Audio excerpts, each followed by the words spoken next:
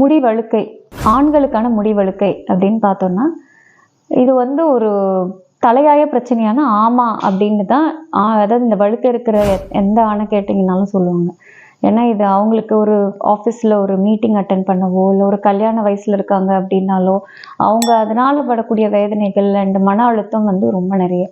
So ஒரு ஒரு வழுக்கத்தன்மையை முதல்ல ஆரம்ப காலகட்டத்திலே நம்ம அதை பார்த்துட்டு நம்ம அப்போவே அதை ட்ரீட்மெண்ட் ஸ்டார்ட் பண்ணோம் அப்படின்னா அதுக்கான சிகிச்சைகளும் நல்லா பலன் கொடுக்கும்.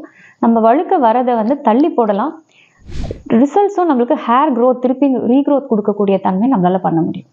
இப்போ வந்து ஒரு ஏர்லி ஸ்டேஜ்லேயே நம்ம கண்டுபிடிச்சிடணும். ஒரு ஈவன் சம்டைம்ஸ் 15 வயசில் கூட நம்ம வழுக்கத்தன்மை வரதை பார்க்குறோம்.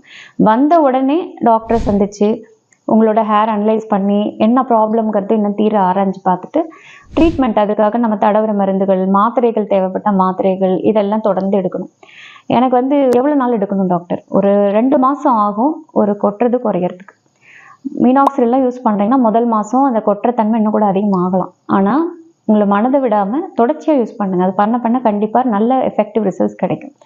ஒரு 7-8 மாதம் ஆகும்போது தான் உங்களுக்கு வந்து முடி வளர்ச்சி தெரிய ஆரம்பிக்கும்.